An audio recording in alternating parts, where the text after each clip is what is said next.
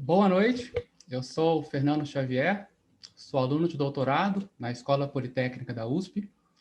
Também sou membro da comissão organizadora da 8ª Escola Regional de Computação Aplicada à Saúde, a ERCA 2021.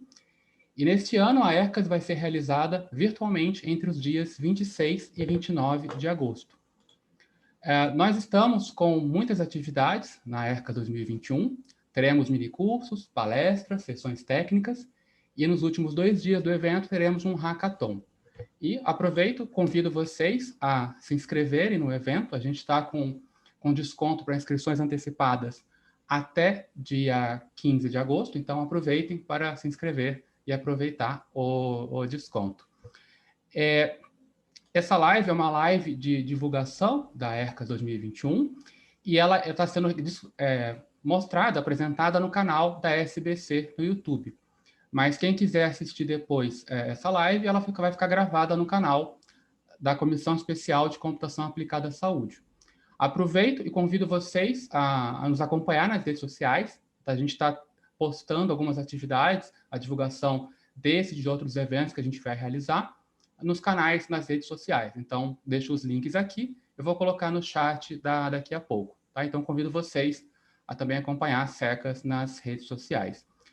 Antes de passar a palavra para a Márcia, para a nossa convidada, queria apresentar. Então, acho que a Márcia é conhecida por muita gente aí, né? Mas então, é sempre bom falar. A Márcia é médica pela Unifesp, tecnóloga em processamento de dados pela FATEC São Paulo, com mestrado e doutorado em engenharia elétrica pela Escola Politécnica da USP. A Márcia atualmente é professora da FATEC São Paulo e também editora-chefe do Journal of Health Informatics. Ela também é secretária regional da São Paulo Leste, da Sociedade Brasileira de Computação, e membro do comitê gestor da SECAS, né, da Comissão Especial de Computação Aplicada à Saúde. Ela foi coordenadora geral de Gestão da Informação Estratégica do Ministério da Saúde em 2019 e 2020, e também foi pesquisadora da IBM Research Brasil entre 2012 e 2018. Gostaria de agradecer a presença já de vocês aqui. Eu informo que no final a gente vai ter um espaço para perguntas, então fiquem à vontade para colocar as perguntas no chat aqui no YouTube, que aí no final eu passo para a Márcia responder. É isso. Márcia, muitíssimo obrigado pela sua disponibilidade, pelo seu tempo, sempre é um prazer, é sempre inspirador te ouvir. Então, agora o microfone está contigo e tem uma boa palestra. Eu vou parar aqui a transmissão, o compartilhamento para você transmitir. Fernando, eu que agradeço ao convite, né, enquanto eu coloco aqui para compartilhar, gente, às vezes demora um pouquinho para conseguir fazer 2 coisas ao mesmo tempo, mas enfim, acho que agora já deve estar indo o compartilhamento, né. Então eu primeiro quero agradecer o convite, né, para poder apresentar um pouquinho do que conheço, né, a respeito aí do curso secundário de dados em saúde, né, para conseguir promover a escola regional, até essa coisa do início aí do canal, de outro canal de comunicação da própria comissão especial, né. Até queria colocar para vocês, né, que foi muito interessante, né, a escolha desse tema, né, esse tema aqui foi um tema que o Fernando teve a ideia de falar um pouco, né, do cuidado que a gente tem que ter no uso dos dados, e aí eu complementei falando do secundário dos dados, né, que é basicamente o que a gente os outros também, né, eu vou falar um pouquinho do uso primário, mas o secundário que a gente tem usado mais, né, e realmente tem algumas coisinhas que a gente acaba não dando tanta atenção. Mas é interessante porque o Humberto, né, Taquinardi, grande amigo meu, vai estar também fazendo uma apresentação dentro da escola regional e basicamente vai fazer uma meio que continuação, né, do que eu vou estar colocando aqui, porque ele vai falar como extrair melhor as informações com ética, com segurança e tudo mais, né. Então, eu acho que foi bem feliz na escolha do tema. Então, vamos entrando nele já, né, gente, falando do cuidado no uso secundário de dados em saúde, né. O Fernando já me apresentou, né, só deixo aqui meu e-mail, né, quem quiser falar comigo, quiser perguntar alguma coisa. Eu diria para vocês que eu ainda sou da velha guarda, né? Então é mais fácil se comunicar comigo por e-mail do que pelo LinkedIn, tá? LinkedIn eu estou, né, treinando para acessá-lo mais vezes, né? Tá? Mas aqui de qualquer maneira tem o meu LinkedIn para quem quiser me acompanhar, né? E quem quiser saber um pouquinho mais, né, dos meus projetos, do que eu ando fazendo, ainda mais agora que eu saí, né, do Ministério da Saúde, estou retornando aí para a área de pesquisa, né? Quiser saber quais são os meus projetos, meus últimos projetos, papers, tudo mais, tem o meu currículo Lattes, né? Bom, mas chega de ficar falando muito, vamos começar, né? Afinal de contas, né? Senão o pessoal vai começar a desistir, né? Não entra logo no assunto. Bem, pessoal, ao contrário, né? Eu pensei muito como é que eu ia começar, né? Eu falei assim, será que eu começo falando, né, dos erros que tem, né? De análise, né, tal, etc. Mas eu achei melhor não. Eu queria colocar uma coisa mais reflexiva aqui para a gente pensar um pouquinho, né? Tem uma coisa que o pessoal fala, né, a respeito do Big Data, né? A gente não está falando necessariamente de Big Data, né? Mas eu achei interessante porque isso não precisa ser necessariamente Big Data, mas do jeito que colocou aqui, né, assim como o petróleo, Big Data pós-tratado e processado pode criar um grande valor, né? Então, na verdade, não é nem o Big Data, né? Os dados, né, após tratado e processado, eles podem ou não criar valor, né? Vai depender muito do que a gente vai fazer com eles. E, ao mesmo tempo, né, peguei essas outras frases, né, para a gente pensar um pouquinho antes de entrar realmente no assunto, para ver quanto a gente tem que ter de cuidado, né, tá? Quando a gente vai começar a trabalhar, né, e fazer análise dos dados, né, não é simplesmente pegar os dados e fazer uso deles, né? Então, o John Nesbitt, né, colocou: nós temos pela primeira vez uma economia baseada em um recurso crítico, né, que seria a informação, que não é somente renovável, mas também autogerado, né? Então, gera bastante a informação. Então, ele complementa dizendo: ficar sem ele não é um problema, mas se afogar nele é que é. Né? Então, a gente tem que tomar muito cuidado. A gente acha que tem muita informação, tem muito dado, posso fazer um monte de coisa. Dependendo do que você fizer, você pode se afogar nele. Né? E Einstein complementa dizendo: informação não é conhecimento. Né? Então, eu tenho que tratar essa informação, eu tenho que entender essa informação, né, para poder transformá-la em conhecimento. Né? E aí, um que eu achei que tem tudo a ver com a live de hoje, né, a apresentação de hoje, né, do John Nesbitt, de novo, né? A nova fonte do poder não é o dinheiro nas mãos de poucos, mas informação nas mãos de muitos, né? Então, a gente pode fazer muita coisa com a informação, né? Tá? E se essa informação começar a ser usada indiscriminadamente, a gente pode ter aí muitos problemas, né? Desde fake news, né? Má interpretação, né? Tem aquela coisa que a gente sempre fala, né? Se eu quiser, eu posso apresentar qualquer coisa com os dados, né? Eu posso dar a interpretação que eu quero, né? Tá? E com isso eu posso influenciar as pessoas, né? Eu estava até olhando, tem um livro que fala, né? Como influenciar, como manipular, né, as pessoas através da estatística, né, tá? Que não é nada mais do que dos dados, né, tá?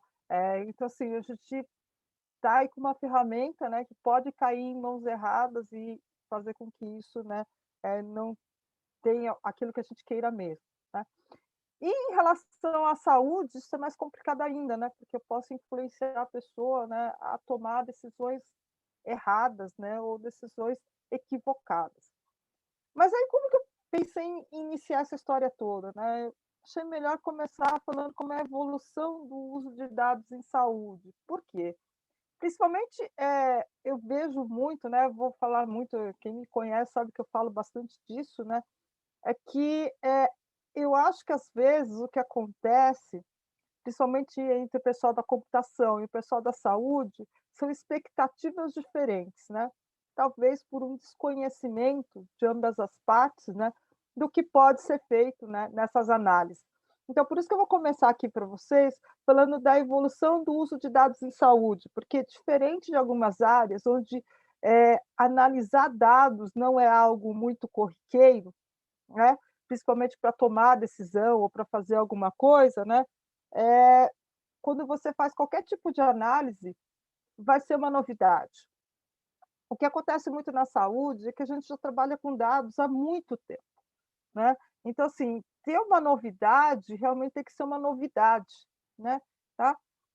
Não que a computação hoje não tenha trazido isso para a gente, né, mas acho que é esse o cuidado, principalmente que para quem é da área da computação, que de repente está começando, né, alguma coisa na área da saúde, ou mesmo que já até conhece pessoal da área da saúde, né, às vezes tomar um pouquinho de cuidado no tato, né, de como a gente fala a respeito dessas coisas. Então isso já é até uma primeira coisa que eu falo em relação à análise dos dados, né. Então vamos lá, né, eu separei aqui nas eras, né, tá.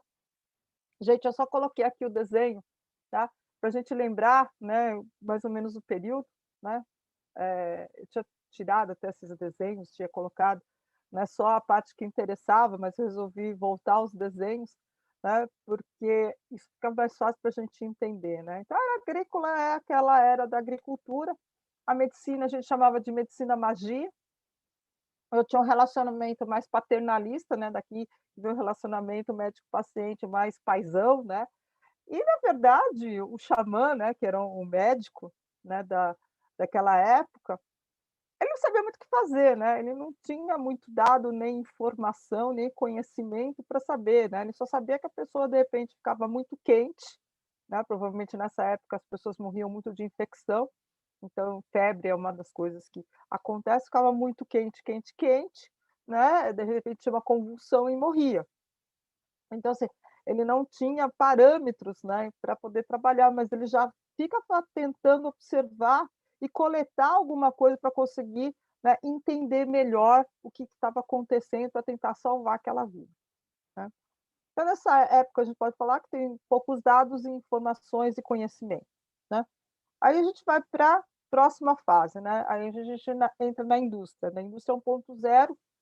A indústria 1.0 é aquela que a gente começa com a máquina a vapor, né, mais ou menos 1600, 1700, né, em que tudo vira científico, né, começa a pensar em tudo, então, administração científica, né, tá, Taylor, Fayol, né, começa muito nessa época. E a medicina também é uma medicina científica. É uma saúde relacionada à força de trabalho, né, então é onde nasce a saúde pública, né, na verdade eu estou preocupada em manter esse meu, eh paciente, né, esse meu indivíduo são, para ele poder trabalhar mais, infelizmente é assim que começa a história toda. A gente começa a ter um aumento de conhecimento, né, sobre o corpo humano, até fazer aquela coisa de, imaginar que o corpo humano é uma fábrica, né, tal, etcétera. E eu começo a trabalhar mais, né, os dados que eu coleto dessas pessoas que estão doentes, começo a saber mais sobre as doenças, e eu uso o quê? Eu uso métodos estatísticos para estudar a eficácia nos tratamentos clínicos.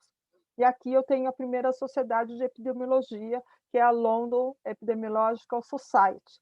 Então, assim, gente, por que que eu coloco isso? É para colocar que desde 1700, né, final de 1600, a gente já tem na saúde um grande uso dos dados, né. Tá, então, analisar dados na área da saúde, ela não é algo novo, né, tá. Não é algo assim: "Ah, eu nunca analisei, né, chutei, né, não sei direito", né, não.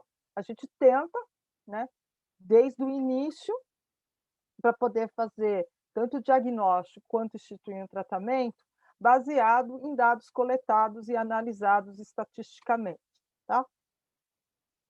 Bom, continuando a história, a gente vai para a indústria 2.0. Aqui eu já estou falando do Fordismo, né, então a indústria 2.0 está calcada no Fordismo, né, na produção em massa. E na medicina a gente vai para uma medicina social e epidemiológica, né. Então, mais ainda, estou falando no tratamento desses dados, nesses estudos estatísticos para conseguir, né, enfim, desenvolver um diagnóstico, conseguir entender melhor essas doenças, né, e a instituição do tratamento dessas doenças. É uma época que eu tenho muito problema com doença infecto-contagiosa, né, eu costumo dizer que a doença infecto-contagiosa é a doença aguda, é aquela que é 0, 1, né, eu falo de bit, né, bit byte, né, tá, é 0, 1, ou você está vivo ou você está morto, né, tá, então ou você melhora, cura, ou você morre, tá, não tem muito meio termo, né, tá.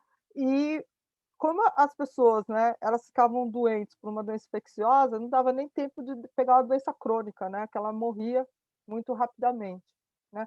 E aí todo o estudo, educação sanitária e tudo mais, né, e nessa época foi que teve a descoberta do antibiótico, né, que a gente começa a ter, né, a evolução para poder combater as doenças infecciosas, né, tá. E também a vacina, né, tá gente, não podemos esquecer da vacina, que, né, é uma coisa essa coisa da vacina voltou muito por conta da Covid, né, tá. A gente sempre falou muito da descoberta do antibiótico, que ajudou muito a gente a parar com as infecções, né, tá. Mas a gente também tem a questão da vacina nessa época. E quando a gente fala de epidemiologia, né, e eu gosto de colocar as regras básicas aqui da análise epidemiológica, só para vocês terem uma ideia de que existe um método de como a gente faz esse estudo na área da saúde, né. Então, eu tenho fixação dos indicadores típicos da área, né, então eu vou lá ver incidência e prevalência, né, tá, então é a mesma coisa que a gente fala da medida ROC, né, da matriz de confusão, né, na área da computação, aqui a gente fala muito de incidência e prevalência, né, tá. A gente tem uma delimitação do conceito de risco, né, porque na verdade a medicina toda ela trabalha em cima de, custo-benefício, né. Qual é o risco que eu tenho que aconteça aquilo, tá. Então, dado que eu tenho o risco que aconteça aquilo, será que é melhor eu fazer, apesar de eu ter o risco de acontecer outra coisa, qual que é menos arriscado, né, para eu poder balancear, né, custo-benefício, né. Quanto que eu ganho mais, né, mesmo sendo arriscado, então assim, mesmo sabendo que ele pode ter um ataque cardíaco, se ele tomar, né, determinado medicamento, mas se ele não tomar, ele vai morrer daquela outra doença que ele tem. Então é melhor eu arriscar, é melhor eu dar o remédio, monitorar o batimento cardíaco dele, né, porque senão eu não vou, né, não vou ter a morte da pessoa pelo ataque cardíaco, mas eu vou ter a morte dela por conta da doença que ela tem. Então, o médico está sempre trabalhando dessa forma, o profissional de saúde está sempre trabalhando dessa forma, porque ela sabe que a partir do momento que ela, né, qualquer medicamento, tá, que a gente dê para alguém, gente, ele vai, ocasionar algum, né, ele tem um risco, alguma probabilidade de risco de acontecer alguma coisa. O que a gente tem que saber é se vale a pena eu correr esse risco, né, em detrimento do que eu tenho que fazer, tá. Basicamente é nisso que o médico está sempre trabalhando muito, né, tá. E qual é o instrumento que a gente usa para fazer essa análise, né? A bioestatística. Então, é já trabalhar, tem uma estatística, uma área da estatística, né, voltada justamente para encontrar métodos que ajudem, né, o profissional de saúde ou o pessoal da área da saúde a poder trabalhar com a estatística, né, já voltada já para incidência e prevalência, por exemplo. E aí eu tenho o desenvolvimento de técnicas de identificação de casos adequados à aplicação em grandes amostras. Então, assim, o ideal é pegar todo mundo, né, para eu poder fazer o estudo? Sim, o ideal é pegar todo mundo, mas nessa época eu não tenho um computador, eu não tenho, né, uma tecnologia para eu pegar um volume tão grande de dados. E o que que eu acabo aprendendo a fazer? Eu acabo aprendendo eu sei que existe tudo isso, mas eu não consigo pegar tudo isso. Quanto que eu consigo pegar e que para mim vai ser estatisticamente válido para eu depois poder tomar uma decisão e dizer: "Olha, isso eu posso generalizar para o restante da população". Então, existem vários métodos para a gente poder calcular, né, uma amostra estatisticamente válida para a gente poder fazer essas análises, tá. Então, assim, aqui por que que eu estou parando para falar muito disso? Porque, eh principalmente com o advento do Big Data, né, o pessoal fala assim: "Ah, não, a gente vai pegar tudo". Não, sim, a gente também, gostaria de pegar tudo, só que a gente não podia, então a gente acabou fazendo esses métodos, e é por isso que a gente consegue fazer alguns cálculos estatísticos e algumas coisas para poder, né, avançar com a área da análise, principalmente na medicina, tá. E uma das coisas que também ficou muito, né, era muito preocupante e existe bastante trabalho em cima disso, é a descrição dos principais tipos de bias, né, de viés na investigação epidemiológica, né, tá. Então, às vezes, também não vale a pena pegar todo mundo, porque eu tenho tantas variáveis diferentes que eu, acabo tendo um viés no meio da história. Então eu preciso saber se, dependendo da população que eu pegue, qual viés que eu posso ter, então existe um estudo também de como é que eu encontro esse viés. Eu acredito que todas essas coisas, gente, é muito importante na hora que eu estiver trabalhando com mesmo com um volume grande de dados, né, ele vai ajudar a gente a entender um pouco, de repente, por que está dando determinado, resultado. Mas vamos continuar. A gente vai para a indústria 3.0. Indústria 3.0, já estou falando da era da informação, tá? Já estou falando da revolução da informação, onde eu estou falando de automação, estou falando de robótica, estou falando do computador, né? E dentro da área da saúde, o que a gente tem? A informática em saúde. Então, assim, gente, o uso da computação ou da informática, da tecnologia na área da saúde, ela remonta mais ou menos aí, né, na verdade, desde quando nasceu o computador, mas se a gente for falar de informática em saúde, né, ela surgiu como um braço de pesquisa, basicamente na década de 1980, tá? Para vocês terem uma ideia, a Sociedade Brasileira de Informática em Saúde, que a gente tem aqui no Brasil, ela foi concebida em 1986, né, tanto é que a gente está fazendo 35 anos esse ano de sociedade. Então não assim, ela é nova, claro, né, não é mas também não é novíssima, né, ela já tem, né, desde o século passado. E a gente começou na área de informática em saúde, com o uso do computador, na bioengenharia, né, então a gente já tinha já a parte da bioengenharia, né, então todo aquele maquinário que a gente já tinha, né, cardiograma, eletroencefalo, né, então botar lá o computador ou algum algoritmo já foi alguma coisa basicamente, né, normal, né, tá. De qualquer maneira, em relação ao sistema de informação hospitalar, principalmente na área administrativa, ela começou em 1962, né, tá. Então, como eu falei para vocês, não é algo muito recente, né. Logo em seguida, claro que começaram a falar de registro eletrônico do paciente, como é que eu podia pegar o prontuário do paciente e começar a colocar isso dentro do computador, né, tendo em vista que ele era bom para armazenar, era bom para processar, era bom para recuperar as informações, né, tá. Então, um grande desejo do pessoal da área da saúde, né, então daí começa a ter padronização, essas coisas todas, né, que já começou basicamente nessa época, né, tá, tudo isso. Em relação à pesquisa, a gente já começou a falar de sistema de apoio à decisão clínica, né, isso acontece desde 59, né, que a gente tem os primeiros trabalhos aí, né, a ELISA, né, que a gente pode dizer o início do chatbot, começou em 1962. E monitoração de pacientes com meio de equipamento, eu já estou falando de software embarcado, né, já estou falando meio que de IoT, né, tá. Então, para ver como as coisas, né, não são tão recentes. E claro que quando a gente começa a falar da informação, começa a se estudar como é que é o ciclo de informação na área da saúde, para a gente poder ter um aproveitamento muito bom, né, do computador. Então aqui eu coloco para vocês, né, tá, e a gente tem esse problema até hoje, né, como são os dados, eles não estão integrados, eles estão, né, espalhados, né, então se a gente pegar o ciclo de vida do paciente, né, ou do indivíduo, antes do diagnóstico, ele vai no médico, né, tem resultado de exame, então ele já tem aqui algum dado, né, ele está num plano de saúde, ou ele compra um remédio, né, então ele está no serviço de saúde. Bem ou mal, ele tem lá, né, a geração de seus dados, né, que podem estar relacionados com saúde, né, tá, e isso já não está integrado. Aí se ele tiver alguma doença, já começa a entrar em internação em hospital, ele começa a usar mais coisas, mas de qualquer maneira ele está, né, esses dados não estão integrados, eles podem estar espalhados em mais de um hospital, por exemplo, em mais de um consultório, né, e isso já é um problema de como é que eu vou trabalhar todas essas coisas aqui, né.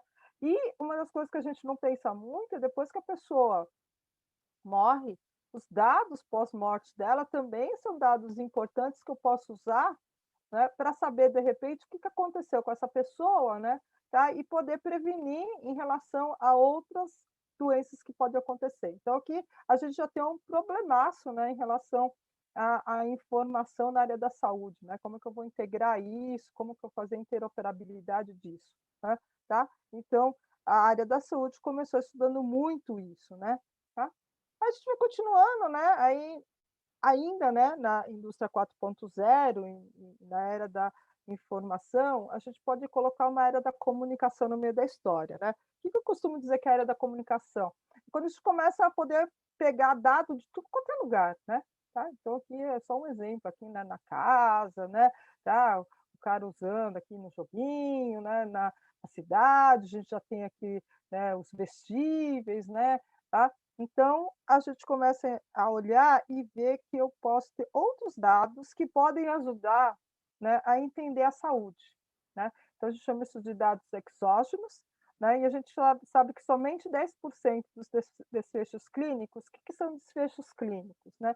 É o que acontece no final com o meu paciente, né. Então todo aquele aquelas informações de dado clínico, e aí o que que aconteceu com ele, né? Ele melhorou, ficou ruim, ficou com outra doença, acabou tendo comorbidade, o agudo virou crônico, né? Então a hepatite que ele teve virou uma hepatite crônica, né?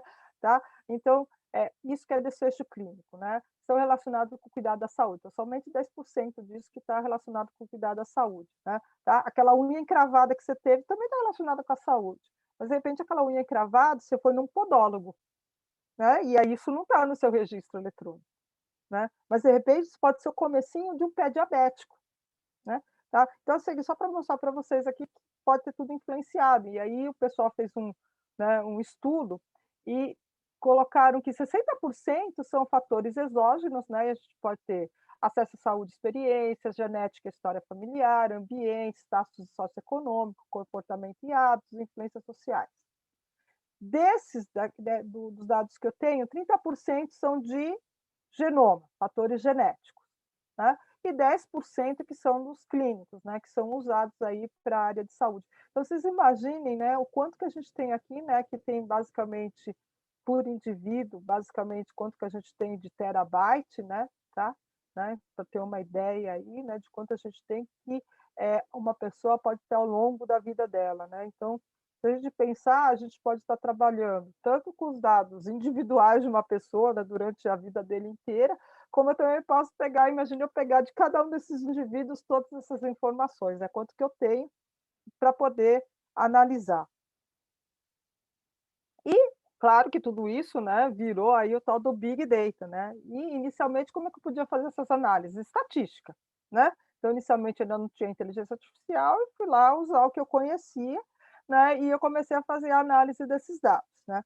Eu imagino aí que vocês devem estar pensando: "Poxa vida, ela falou tanto e não falou ainda dos usos de dados, né, na área da saúde". E aí, né, nessa época, quando eu começo a ter vários, né, volume de dado, né, tal, ter muito dado, o pessoal também começa a pensar, né, tá, como é que a gente usa esses dados, tá?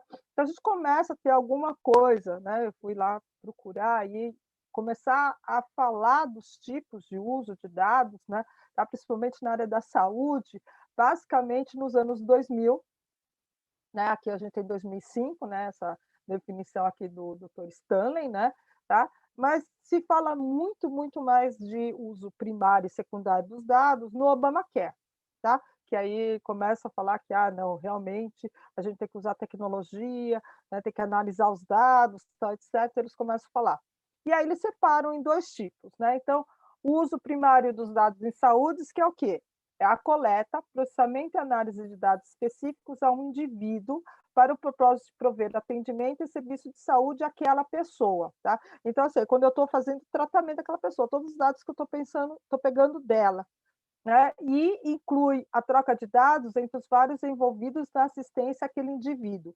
Então, seria, né, se a gente voltar um pouquinho aqui nas transparência, seria esse tipo de informação. Eu coletar essas informações, fazer análise disso daqui, eu estou fazendo um uso primário do dado, e desde que eu esteja fazendo isso para atender a este paciente, tá? Não é assim, eu peguei esse conjunto de dados de várias pessoas, né, tá? E aí eu estou analisando, isso não é uso primário de acordo com essa definição aqui do Dr. Stanley, né, tá?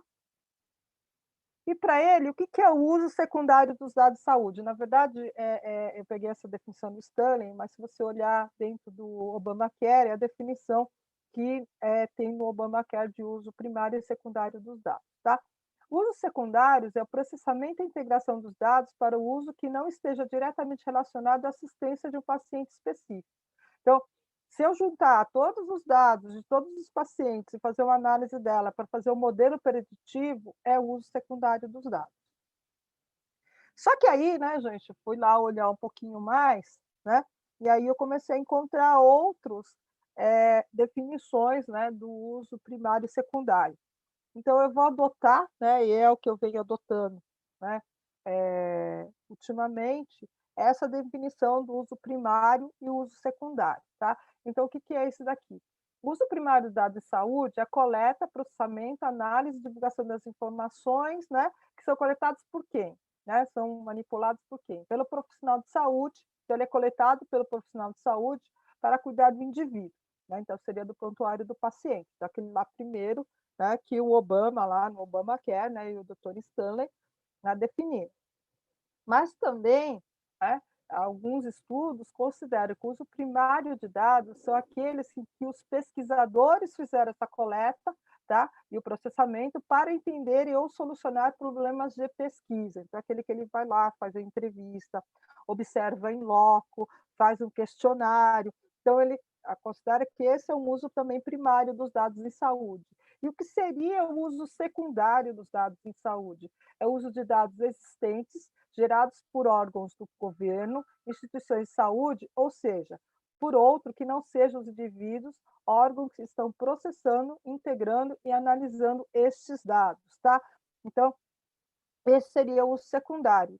Todo aquele dado que eu tenho, né, e que eu não consigo, né, que na verdade, assim, é todo dado que eu tenho e que na verdade ele foi coletado para um outro fim, né, então ele foi coletado para, por exemplo, atender aquele paciente, só que eu estou usando esse dado agora, né, para fazer um modelo preditivo na doença que esses indivíduos possuem. Ou esse dado, que é o que a gente tem usado bastante, né, tá, pelo menos eu tenho usado bastante, que é o dado de sinistro, né, aquele que foi coletado para a fins de pagamento, né, tá. E no final eu estou usando aquilo para saber, né, por exemplo, trajetória do paciente ou, né, poder saber quais são os procedimentos que ele fez, tal, etcétera. Então, ele não foi coletado para esse fim, ele foi coletado para gerar, né, uma fatura para poder ter um pagamento, mas eu estou usando, para outro tipo de coisa, né, então esse é o uso secundário dos dados. E aqui é um exemplo, né, do uso primário dos dados, então, esse aqui é o normal, né, então captura eletronicamente, basicamente isso aqui é o que até tem no Obamacare, né, então ele fala que ele vai vai informar a informação para monitorar as principais condições clínicas, né, então ele monta aqui e depois ele comunica aí as informações para o processo de atendimento, que pode ser, por exemplo, equipe de cuidado da infraestrutura. Então, isso seria um uso primário dos dados, né. O uso secundário dos dados, aqui um exemplo, é quando eu pego todos esses dados, né, todas as informações, né, tá, que podem vir da admissão do hospital, de sinistro, dados do paciente, enfim, né, pode vir de dados gerados pelo próprio paciente, em que eu uso, né, para, por exemplo, motivar o paciente e seus familiares a cuidar da saúde. Ou eu faço relato de métrica de qualidade de clínica e informação de saúde pública, né, tá? Então, é isso que eu tenho aí como exemplo do uso secundário dos dados. Aí, a partir disso, né, a gente pode pensar algumas características, né? Quais são as características desses dados secundários, né? Na verdade, eu fiz aqui as características fazendo um comparativo para a gente poder entender, né, o que que é o dado secundário e o dado primário. Então, em relação ao dado, o dado primário ele diz que é possível ter em tempo real, né, para eu poder analisar lá na hora. E o dado secundário, como eu estou pegando e não é o fim dele, aquele, então é um dado do passado, né, não é em tempo real. É um dado já coletado, que eu vou lá junto, né, para conseguir trabalhar e ter outras informações, chegar a outras análises. A fonte, né, no dado primário, são questionário, observações, experimentos, entrevistas, prontuário do paciente, né, tá? Tudo que eu posso coletar lá diretamente. Enquanto que a fonte do dado secundário são o sistema de informação hospitalar, prontuário de paciente, posso ter dados abertos, públicos em saúde, publicações governamentais, livros, website, journal, registro interno, etc. Né, tá? Tudo que eu consigo pegar, que já está lá, né, tá? E que aí eu vou usar para fazer as minhas análises. O custo, né, de um dado primário, ele é alto, né, porque eu tenho que montar toda uma pesquisa para poder pegar e tudo mais. Enquanto que o dado secundário, ele é baixo a moderado. Você pode até falar assim, não, mas não é bem desse jeito. Assim, em termos de custo, aqui a gente está falando em termos de coleta dessa informação, tá? Né? Porque aqui o dado já está coletado, tá? Então por isso que eu digo baixo e moderado. tá? A não ser, claro, que você tem que pagar, né, para ter esse dado, né? Aí você pode dizer que o custo é alto, né? O tempo de coleta, tá? Então, aqui é o tempo que eu demoro para conseguir todos esses dados, né? Então, no dado primário, como é uma pesquisa, ele é longo, né? Então, vide aí, né, toda a pesquisa da coleta da informação, né, para as vacinas, né? Então, na verdade, ela demora porque eu preciso ter esse tempo de coletar esses dados durante um ano, mais de um ano, né, para poder fazer todas as minhas análises. Enquanto que no dado secundário, desde que eu já tenha, né, o acesso a ele é rápido, né? Basicamente, eu consegui ter aquela informação, né, e eu processar aquilo, eu já tenho esse dado, né? Tá? Agora, em relação ao acesso, que tem as suas diferenças. Então, no dado primário, ele depende da aprovação do comitê de ética e do paciente, se for no caso do prontuário. Então, ele é relativamente mais rápido e fácil, né? Relativamente, né? Porque aqui está dependendo da aprovação do comitê de ética, né? Então, depende de quanto tempo demora para aprovar, depende de como que você escreveu o projeto, né? Se vai e vem, né? Mas é uma coisa que é um pouco mais controlado, né, tá? Enquanto que no dado secundário, isso já é mais complicado, porque ele depende de encontrar a fonte. Então, eu quero fazer uma pesquisa X, mas onde tem essa fonte? Onde eu tenho essas informações? Porque eu não vou coletar essas informações, eu vou pegar de algum lugar que já tem essas informações. E onde tem isso? Né? E depois disso, eu encontrei, mas aí eu tenho que ver com quem eu tenho que falar para obter esse dado. Se for um dado aberto, um dado público, não tem tanto problema. Mas se for um dado que é privado, que eu tenho que pedir aprovação, aí de repente ele está no comitê de ética, né? Então ele é mais complicado o acesso. Né? A qualidade do dado, claro que aqui alguém pode chegar para mim, mas depende, né? Não. Na verdade, se você está pegando aquele dado, você mesmo está pegando para você fazer a análise, né, daquela informação, pressupõe-se que a qualidade do dado é boa, tá? Porque é você que está coletando, é você que está interessado. Então, acho que dificilmente o profissional de saúde, né, não vai coletar as informações que ele quer para tratar daquele paciente. Ele não vai se auto-sabotar e colocar a informação errada se ele vai ler, né? E aí é que tá, né? Será que ele vai ler aquele prontuário de volta? Se ele for ler aquele prontuário de volta, o que ele vai fazer? Ele vai marcar as informações que são interessantes para ele e isso vai estar fidedigno. Então, parte-se pressuposto que a qualidade do dado deve ser boa quando o dado é primário. No dado secundário, é relativo, porque depende do que eu vou coletar e do que informação eu preciso. Então, por exemplo, eu quero fazer um levantamento das doenças, né, que acometeram a população, né, de uma seguradora de saúde, mas a única coisa que eu tenho são sinistros. O que eu preciso, né, ter de boa qualidade dentro desse sinistro? O código da doença, o Código Internacional da Doença, o CID, ou a doença dela. Só que para termos de pagamento, né, o sinistro ele é montado para eu conseguir pagar, né, cobrar, né, então cobrar e pagar a instituição, né, que fez o procedimento ou fez o serviço. Para ela, né, tanto para quem está cobrando, para quem está, né, pagando, o Código Internacional de Doença é importante? Se ele for importante, ele vai estar lá fidedigno, vai estar com boa qualidade. Se não é importante, não vai estar. Então, ele acaba sendo um dado de má qualidade, porque, na verdade, para quem estava coletando, aquilo não era um dado importante, era um dado que estava lá, estava coletando, se viesse bem, se não viesse, não está bem. Então, assim, qual é o dado, por exemplo, nesse caso, que vai estar legal, vai estar fidedigno? A instituição, né, que fez o serviço, né, a instituição que está pagando, se é que ela está lá, né, nesse registro, né, o que foi feito, né, e quando foi feito. Né? Pode ter outras informações, tá, gente? Custo, né, tal, etc. Mas essas daqui são dados que provavelmente estão com boa qualidade, né? Claro que tem aquela coisa da glosa, né? O cara mentiu, o cara errou, o cara não sei o quê, né? Tá? Mas, a princípio, a gente sabe que essas estão de boa qualidade. Então, por isso, assim, depende, né, do que você quer fazer, né? E por conta disso, que você tem que saber o que você vai analisar ou não dentro desse seu dado secundário quando você estiver usando esse dado, tá?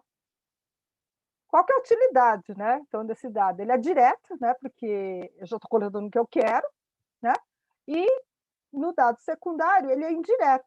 Por quê? Porque eu preciso garimpar, né, para encontrar, às vezes eu tenho que fazer até algumas integrações, eu tenho que fazer algumas junções, né, tenho que, fazer algumas derivações para eu conseguir encontrar aquele dado que realmente eu quero para poder fazer a análise. Então eu tenho que, né, garimpar mais, tá. Então, aqui nesse meio tempo, né, eu já falei de alguns cuidados que a gente tem que ter na hora de usar esse dado secundário, tá.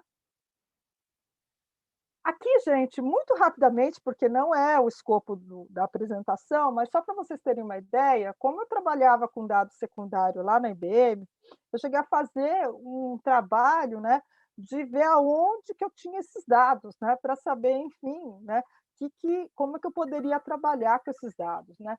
Então aqui, eu acabei fazendo uma separação, né, então esses dados são dados que estão relacionados com o pagamento, né, com o lado financeiro, e aí eu queria que vocês observassem muito bem que a parte governamental, ela está aqui nessa parte mais do recurso financeiro, né. Ela tem até dados de epidemiologia, que não é necessariamente de financeiro, mas eu queria que vocês tomassem um pouco de cuidado, né, e entendessem que não tem muito sentido o governo ter o quê? Ter o dado clínico, tá? É o dado bruto do paciente. Ele vai ter um dado consolidado, porque para ele não há necessidade de saber, né, o dado clínico, né, o dado bruto daquele paciente, né.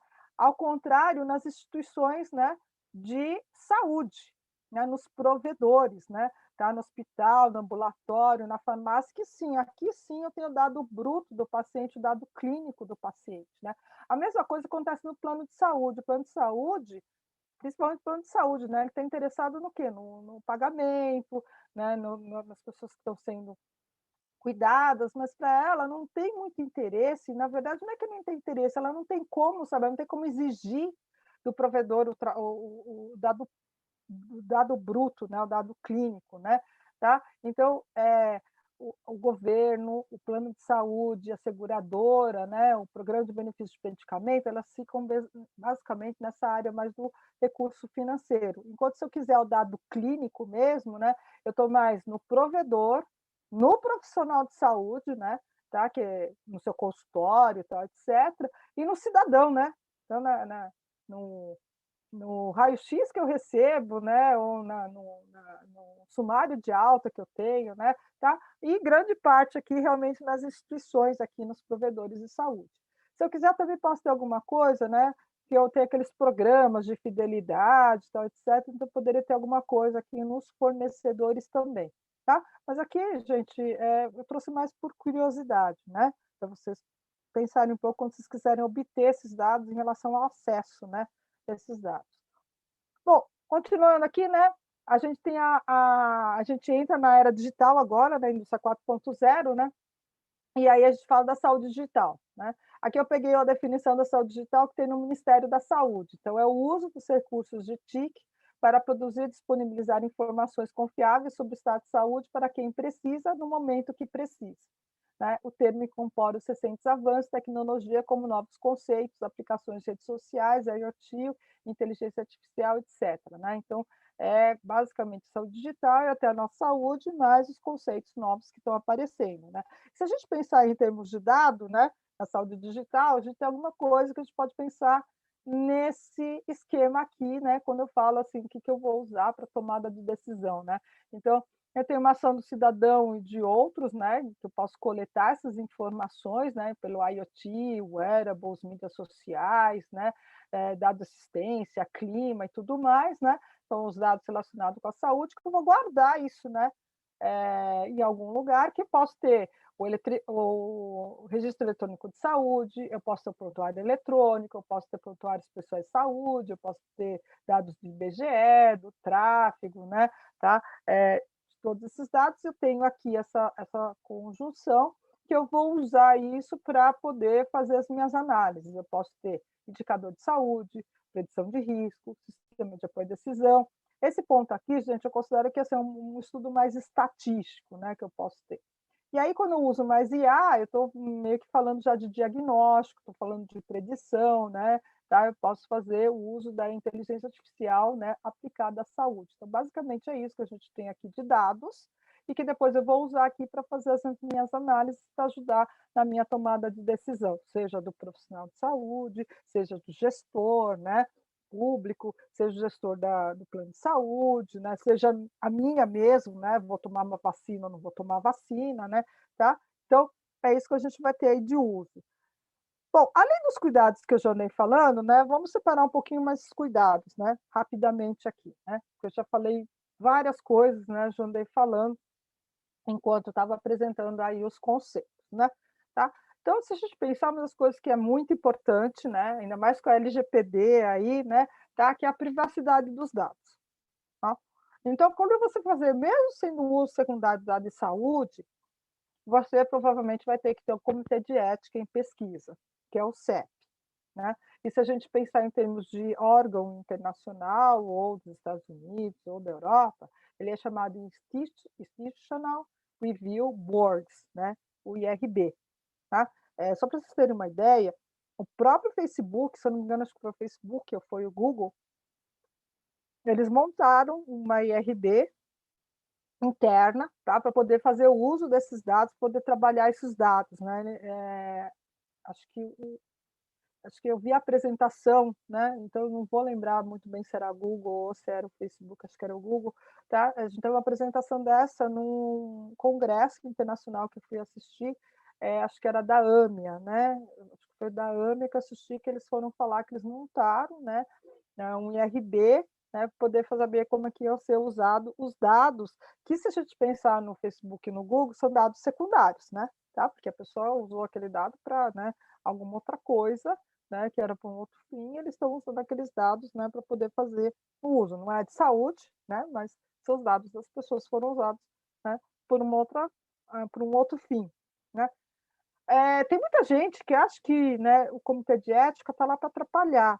Eu diria que não, entendeu? Eu até prefiro ter um aval do comitê de ética, mesmo que seja alguma coisa que eu acho que talvez não precise. Por quê? Porque se acontecer alguma coisa, então assim, gente, isso é muito importante, porque se alguém reclamar, alguém se sentir, né, invadido ou que foi prejudicado porque foi usado o dado dele, tá? Né? Se eu tenho um comitê de ética me dizendo que eu não precisaria do consentimento dele, já é um aval positivo, entendeu? Né? Eu estou resguardada. Né? Então, por isso que eu acho que é muito importante, mesmo que a gente ache que não precise, é bom consultar um comitê de ética, tá? E, na verdade, o que você tem que fazer lá é escrever o seu projeto, como você faz quando você submete ao CNPq, né? Ou a FAPESP, né? E aí a pessoa vai ser mais chatinha em relação a saber. Ninguém está querendo saber qual é o algoritmo que se vai usar. Ele vai querer saber se aquele algoritmo, o que, que ele vai poder, o que, que ele vai dar de resultado. E se aquele resultado pode interferir na vida da pessoa de forma a prejudicá-la. Né? Basicamente é isso, tá, gente? Que o comitê de ética vê. Então, gente, não foge do comitê de ética. Eu acho muito importante isso, né? Mesmo que você está fazendo o secundário dos dados. Né? Uma outra forma que eles falam lá de você poder ter o consentimento é se você pedir o consentimento do paciente para um novo propósito. Né? Então, porque o dado foi coletado para um determinado propósito, você está usando agora para outro propósito. Você vai lá e pergunta para a pessoa. Né? Só que isso é muito custoso, né? Melhor passar no comitê de ética, ver se precisa mesmo, tal, etc. Se for o caso, vai lá, ou não. Geralmente não precisa, tá?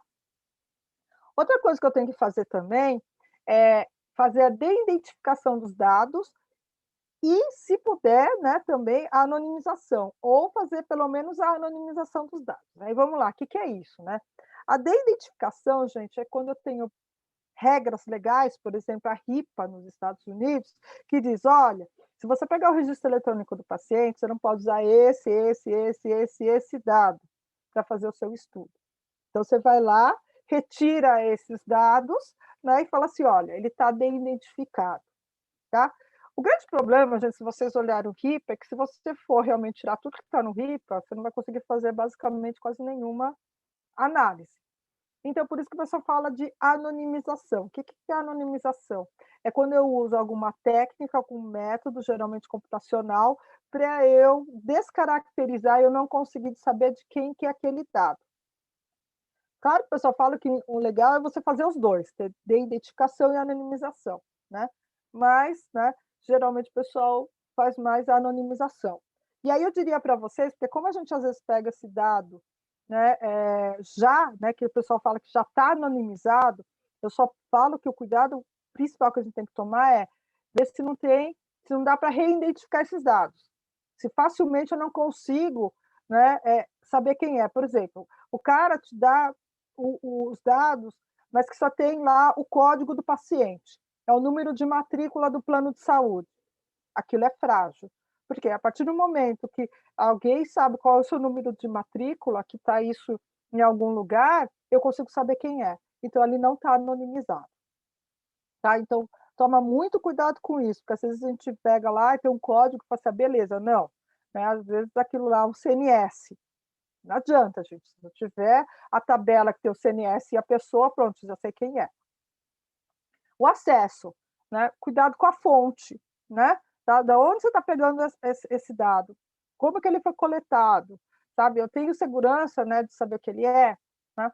Aí o pessoal faz uma confusão um pouco com dado aberto e dado público, né? Então, dado aberto, gente, eu não consegui achar definição de dado público, mas dado aberto a gente tem. Dados que podem ser livremente acessados, utilizados, modificados e compartilhados por qualquer pessoa, estando sujeito, no máximo, à exigência que visem preservar sua proveniência e abertura. Ela possui 3 leis e 8 princípios. Pelas leis e pelo princípio dá para entender melhor, tá? Não vou entrar muito no detalhe, porque a gente não está falando de dado aberto, né? Mas só pelas 3 leis a gente consegue entender melhor. Se o dado não pode ser encontrado indexado na web, ele não existe, então ele não é um dado aberto. Tá? Se não estiver aberto, disponível em formato compreensível por máquina, ele não pode ser reaproveitado, então ele não é um dado aberto. Se algum dispositivo legal não permitir sua replicação, ele não é útil, então ele não é um dado aberto. Então, assim, todos os dados abertos são públicos, mas nem todos os dados públicos estão abertos. Dado aberto, gente, você pode usar à vontade, não tem problema nenhum, porque ele está resguardado, né, tá, por essas leis, né, tá, e uma das coisas que ele tem que ter uma regulamentação de que ele pode ser compartilhado, tá? Então, você está resguardado. Então, se você tiver um dado aberto, não tem problema nenhum. Aqui, gente, eu coloquei o endereço do portal, que existe brasileiro dos dados, dados abertos, tá? Então tem desde dados de economia até dados do Ministério da Saúde. Aqui do lado eu coloquei para vocês o último plano de dado aberto do Ministério da Saúde, né? Então, até para colocar para vocês, a parte de coordenação de dados abertos estava abaixo da minha coordenação quando eu estava lá no Ministério da Saúde, né? E esse foi o último plano que a gente montou lá. Tá? Então, o que é o dado público? Dado público são dados disponíveis, tá? Estão lá na internet, mas não seguem as leis e os princípios de dados abertos. Então, por exemplo, conjunto de formulários digitalizados disponíveis na web. E aqui que mora o perigo.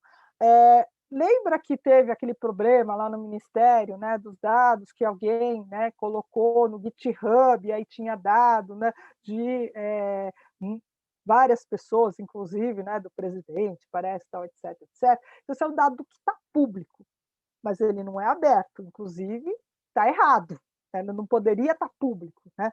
Tá? Então, toma muito cuidado quando você pega esses dados públicos, tem que ter certeza que esse dado é público, mas é que está dentro até da lei, né?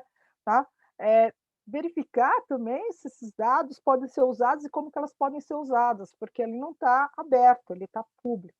Né? Tá? Então, bastante cuidado com essa coisa. Já encontrei na internet. Porque eu encontrei na internet, eu posso usar. Nem sempre. Né? Tem que tomar muito cuidado e olhar isso. Essa é uma parte que eu acho que tem que tomar muito, muito cuidado mesmo. Né? Os dados de instituições privadas também pode ser de uso secundário.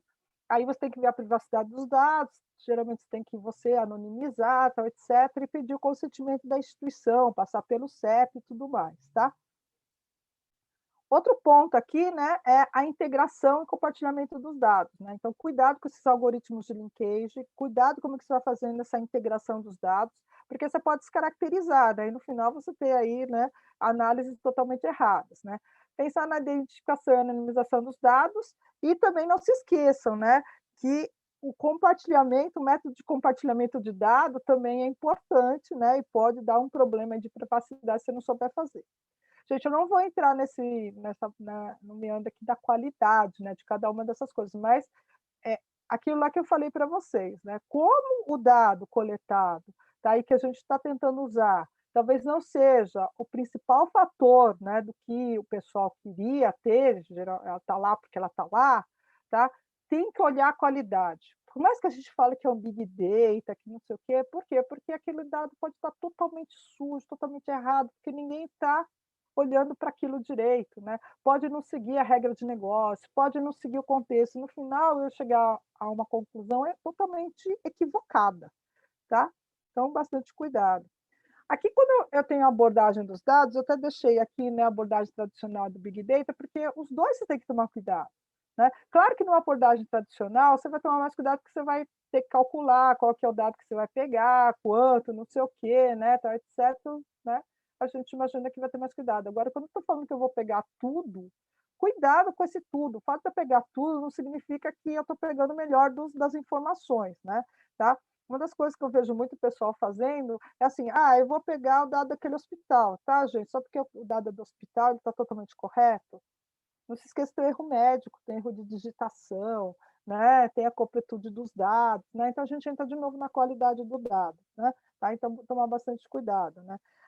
Em relação à a limpeza dos dados, né? A gente já sabe que hoje, mesmo o Big Data, o pessoal está falando que tem que limpar os dados, e realmente, né, de novo, aqui vem em relação àquele negócio de, os dados que eu estou querendo usar são os dados que estão fidedignos, né? Tá? Será que são os dados que eles queriam coletar mesmo? O fato da variável estar lá, o campo estar lá, gente, significa que ele ia fazer aquilo com esmero, como eu falei para vocês com relação a dados de sinistro, tá? Eu tenho bastante experiência com isso, porque realmente eu trabalho com dados de sinistro, né? Tá? E eu vejo que, por exemplo, o campo CID geralmente não está preenchido, ou quando está preenchido, está mal preenchido, né? Tá? Em relação a, realmente, como que eu vou fazer a análise, né? Na tradicional, vou ter uma hipótese, vou lá, então, aqui é até mais fácil de você encontrar algum erro. Na abordagem Big Data, aqui que tem que tomar bastante cuidado, e eu sempre falo que, principalmente na área da saúde, trabalhe com um profissional de saúde ou um especialista da área, porque ele já sabe aqueles insights que, na verdade, já é sabido, né? Ele já estudou isso, já sabe, então aquele insight é um insight, não é que é furado, né? Tá, mas é que não vai trazer um benefício, né? E também tem que tomar muito cuidado, né, em correlação com casualidade, né? Tá? Eu já tive aí um pessoal querendo do sinistro conseguir saber se eu aprovo ou não aquele procedimento. Gente, eu não tenho o código da doença lá, como é que eu vou? Provavelmente eu vou achar uma correlação, mas é uma correlação? Não, é uma causalidade, né? Tá? Então, assim, talvez não, talvez encontre uma correlação, mas se ter alguém junto ajuda bastante. Teve um trabalho, né, que até ganhou no QBIS do ano passado, melhor artigo. Eles fizeram a predição de Covid, só que o que eles fizeram? Eles pegaram na literatura quais eram as variáveis que ajudavam a dar o diagnóstico da doença, e foram essas variáveis que eles inseriram no treinamento, né? E aí eu, junto com o próximo aqui, que é nos sistemas inteligentes, né? Tá? Usar esse tipo de coisa para poder fazer o trabalho dar certo, senão a probabilidade de eu encontrar algo que não tem nada a ver, ou que foi casual, é muito alto, né? Então, tudo bem, eu tenho lá os dados, mas como é que eu vou fazer o labeling desses dados? Como é que eu vou fazer a anotação, né? Esse negócio do treinamento, será que o dado que eu tenho lá, esse negócio de separar 80-20, será que os 80 que eu vou treinar está relacionado com os 20 que eu vou, né? Tá? Será que, de repente, né, eu encontro lá, né, desde o negócio de, eu treinei com 80 e os 20 que eu coloquei lá não deu certo, de repente os 20 não tinha nada a ver com os 80, né? Então, cuidado, né? Ter o especialista junto. Será que com esses dados que eu tenho, eu consigo explicar, né, esse problema?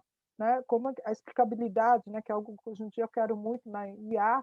Será que com esses dados que eu tenho, eu posso generalizar esse aprendizado? Será que esses dados que eu tenho aqui eu não posso estar colocando viés, né? Tá? Eu tenho muito mais homens do que mulheres, eu tenho muito mais mulheres do que homens, né? Tá? Será que eu tenho aqui, eu quero saber alguma coisa de trans, será que eu tenho um número suficiente para poder tirar alguma conclusão, né, dos trans, né? Tá? Então, isso que você tem que tomar muito cuidado, né? E aí uma reflexão final, né? Tá? Para terminar, que eu queria colocar aqui para vocês, né? A análise de dados não elimina a necessidade de todas as outras formas de compreensão no mundo que os humanos desenvolveram ao longo de milênios. Os dois se complementam, ou seja, não é só, né, olhar a análise, não só olhar os dados, mas também usar todo o conhecimento que tem. Se a gente juntar os dois, né, a gente vai ter aí um uso adequado, né, dos dados, né, seja eles secundários, seja eles primários. Eu sei que eu me excedi um pouquinho, né, tá? Mas é isso que eu queria passar para vocês. Agradeço muito quem ficou até aqui, né? Estou aí aberta a perguntas, apesar de não saber se há tempo hábil para isso. Obrigada, Fernando.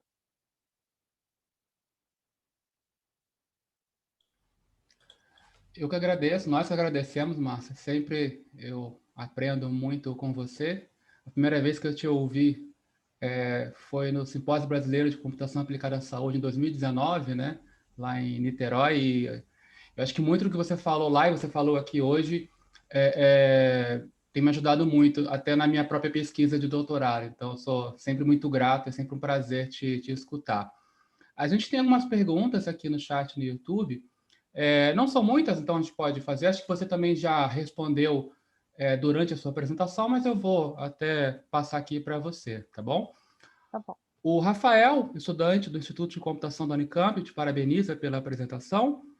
E ele fez duas perguntas aqui, eu vou para a primeira. Ele fala sobre o Open Data, que você comentou já aqui, né? Ele pergunta que Open Data é um tipo de dado secundário? Sim, ele é considerado porque eu não estou, né, de acordo, inclusive de acordo com aquela definição mais extensiva que eu fiz, né? Então você não coletou esse dado com o propósito que você queria, né? Tá? Então o Open Data, né? Então, por exemplo, se você pegar o CIA, né? O CIA é um dado que tem, né, a respeito de ambulatório, tá? Dentro do DataSUS.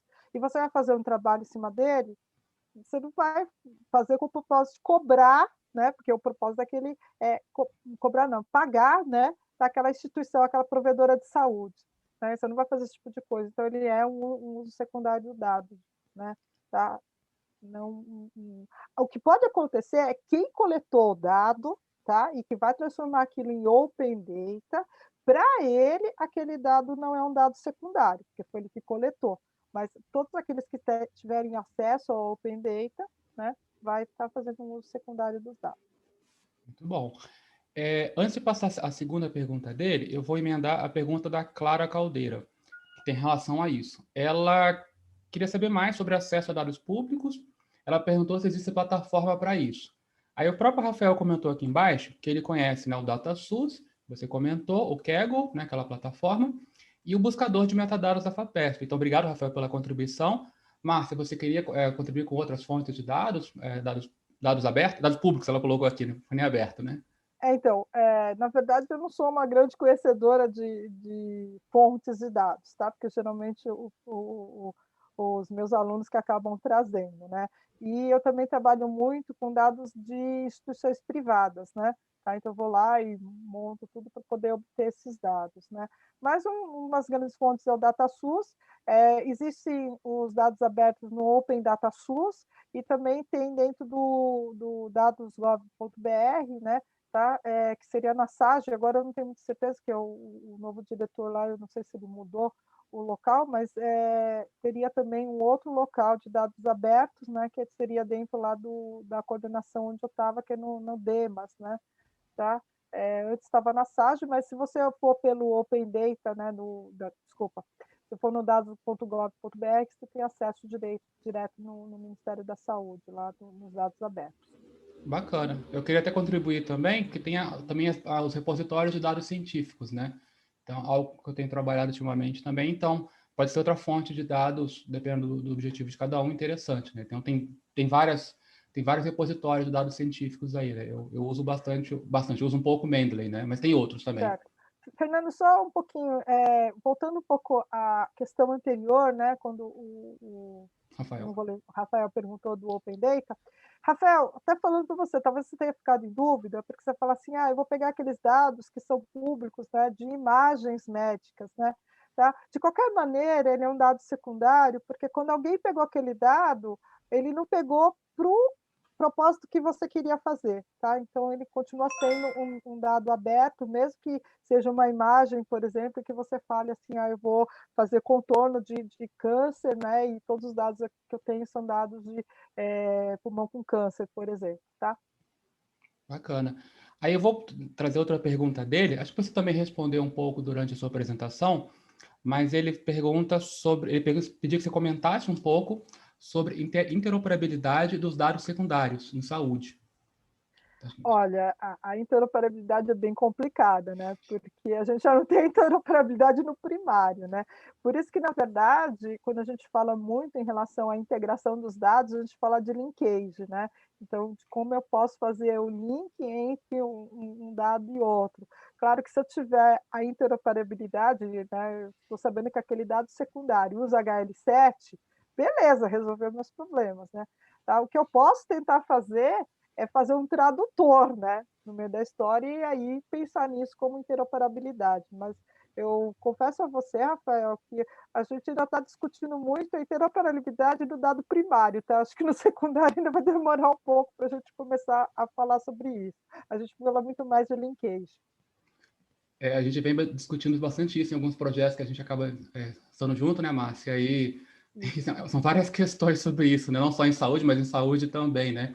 isso. E eu aprendi um pouco sobre o linkage na Faculdade de Saúde Pública da USP, né? Eu fiz uma disciplina lá que eu sou de computação, mas minha pesquisa na saúde valeu super a pena, assim, aprender sobre essa questão do linkage, a questão da qualidade de dados, enfim, para mim foi bastante esclarecedor. O E aí, DataSUS, né, ele tem trabalhado muito, tá, lá internamente, eu não sei se isso vai ficar público, tá, não sei se vai fazer no Open Data, tá, gente?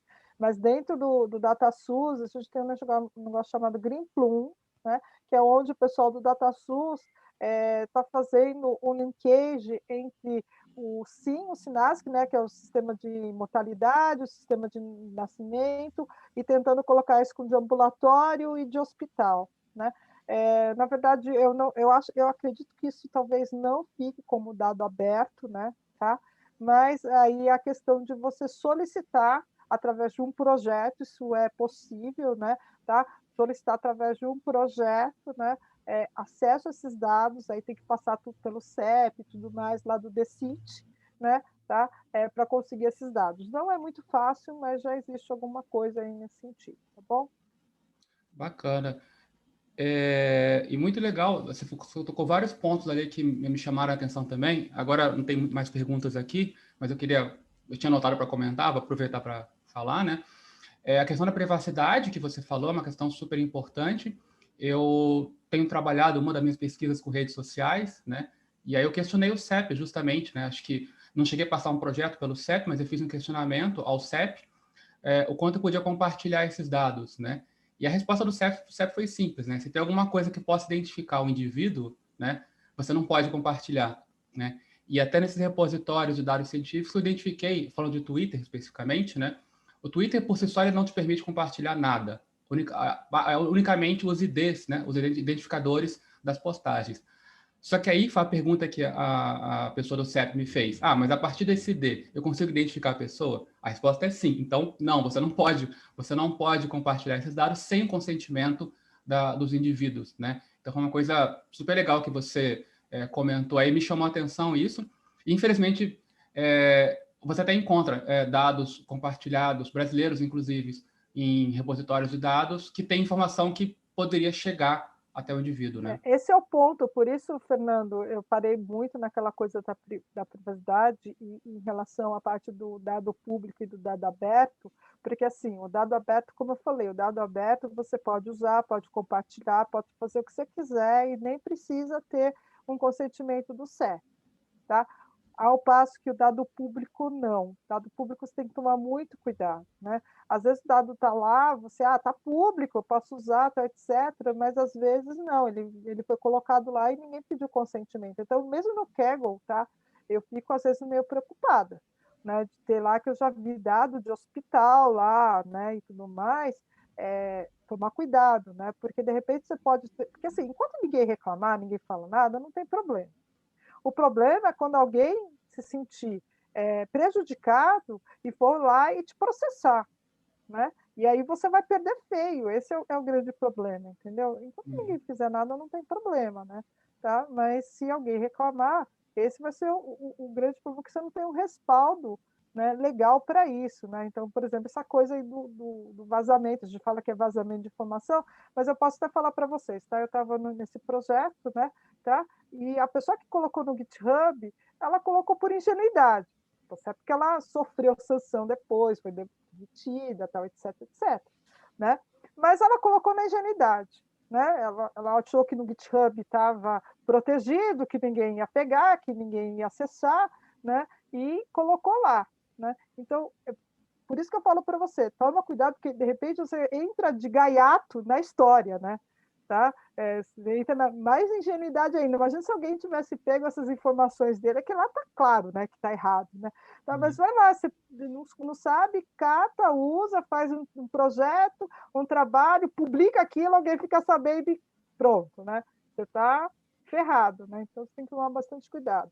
Em relação ao Twitter, que eu saiba, né, Fernando? E aí você tocou num ponto bem interessante, né?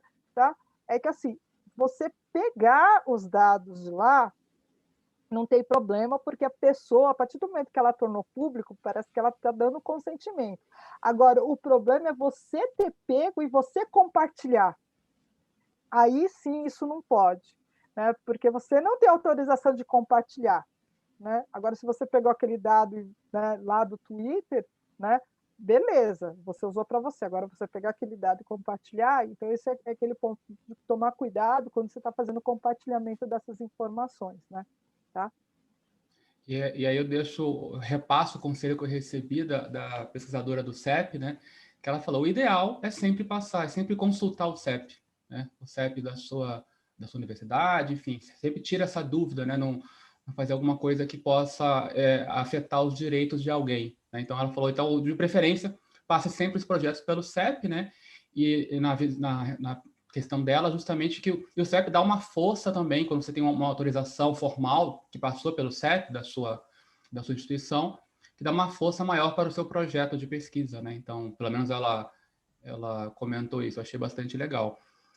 Por fim, eu queria só comentar mais um ponto, Márcia, que eu estou aqui atropelando o tempo das perguntas, mas acho que uma coisa que me inspirou bastante quando eu te ouvi, muitos de nós, né, somos de computação e outras áreas, né, que as profissões da moda, assim, os cientistas de dados, né, a gente tem trabalhado em muitas áreas, saúde é uma delas, né?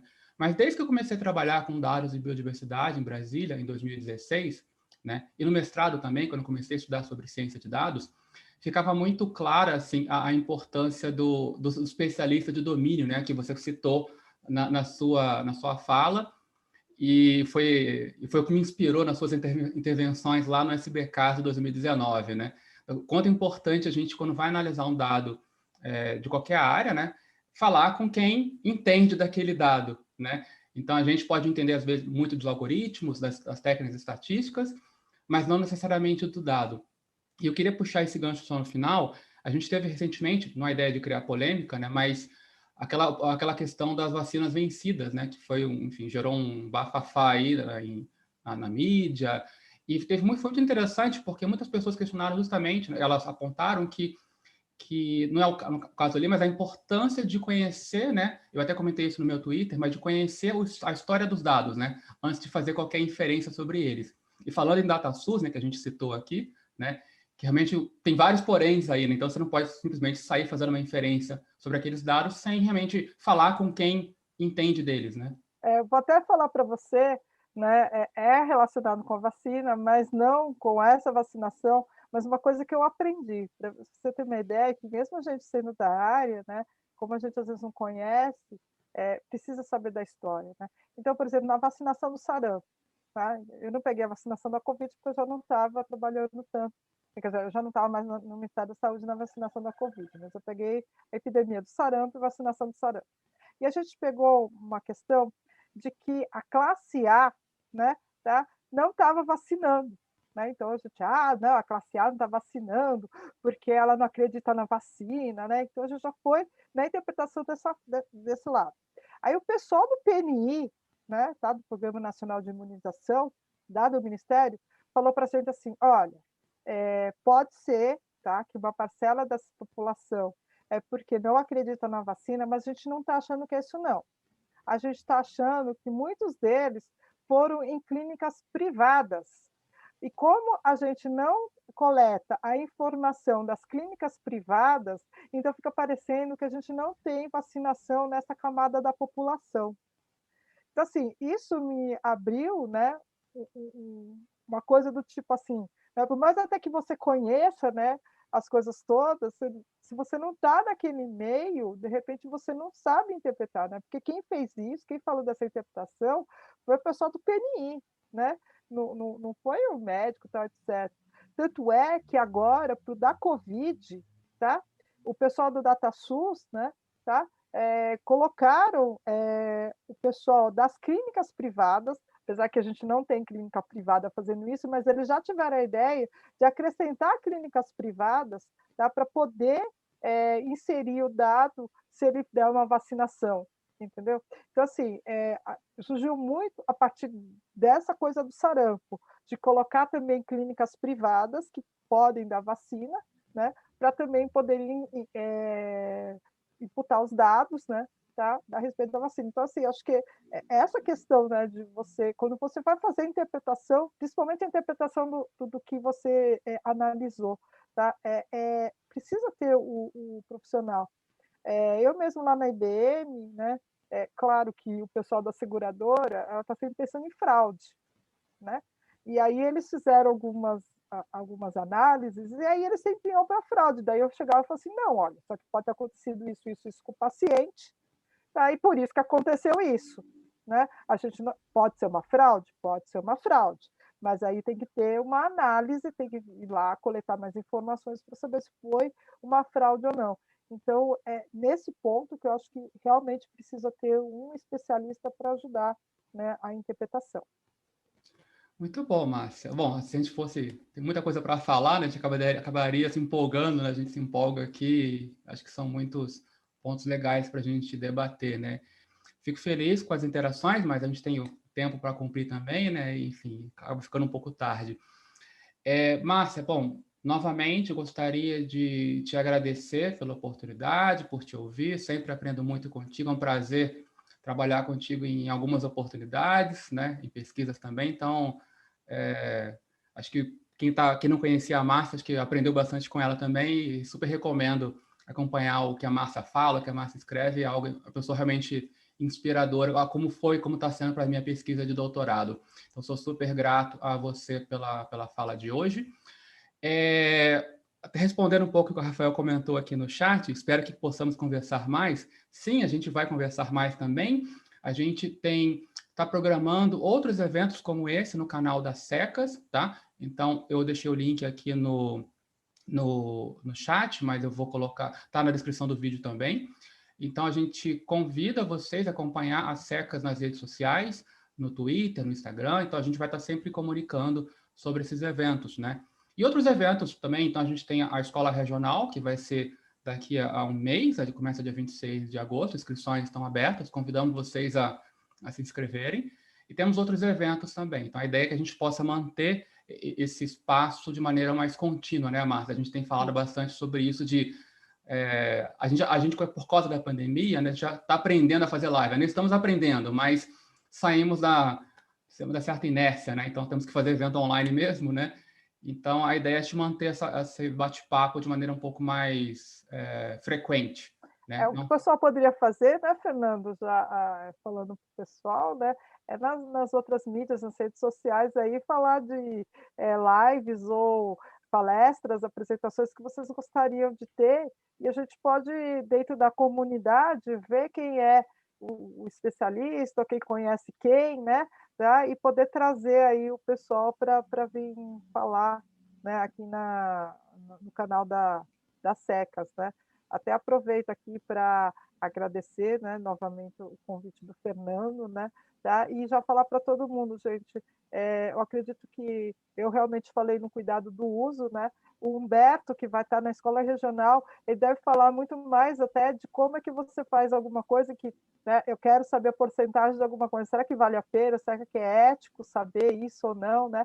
Tá? Só para dar um gostinho para vocês, uma das coisas que eu sempre penso, né, é o seguinte: eu faço um algoritmo para saber a porcentagem de probabilidade daquela pessoa sobreviver ou não, né? E aí eu falo assim, tá, vai dar que a probabilidade dela sobreviver é de 5%. E aí, eu trato ou não dessa pessoa? Entendeu? É uma coisa ética, que você pode falar assim, mas é claro que não, ela tem 5% de chance, mas se a gente de repente for numa seguradora, não sei.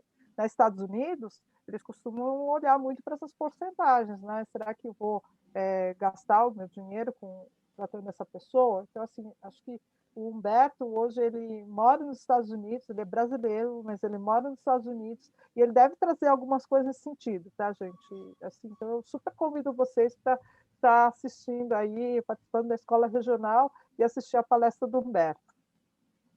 Bacana, Márcia, obrigado. Então é isso, gente. Novamente, essa palestra vai ficar gravada no canal da Secas, tá? Que eu informei anteriormente. Agradeço novamente a participação de todo mundo, as interações aqui no chat. Acho que foi muito legal, gostei bastante da gente ter feito essa live. Faremos outras, né, Márcia? Isso. Então, realmente, fiquem à vontade para nos procurar nas redes sociais, né? Coloquei aqui, deixa eu só apresentar de novo, Márcia, por favor. Só a minha tela aqui com os links, só um minutinho, tá bom? Só para fechar com essa daqui. Acho que dá para... Isso. Só um segundinho, deixa eu só apresentar a minha tela aqui, tá? Então, essas são as redes sociais da Comissão Especial de Computação Aplicada à Saúde. Convido vocês, a quem não faz parte ainda, né, fazer parte dessa comunidade. Tenho aprendido sempre com as pessoas que estão lá nos eventos, nas interações que a gente tem. Então, super recomendo que vocês nos acompanhem nas redes sociais. Então, tem para todo gosto aí: Twitter, Instagram, para quem gosta mais do LinkedIn. Então, a gente tem muitas aí. Então, a ideia é a gente possa se comunicar e se integrar. Falando de integração, né, Márcia? Se integrar mais entre a gente, Isso, né? com A certeza. gente precisa trabalhar mais junto. Então, é isso, gente. Muito obrigado. Tenham uma boa noite. Se cuidem, né? Espero que venha a vacina para todo mundo. Até a próxima live. Deixa eu só parar aqui. Um segundo.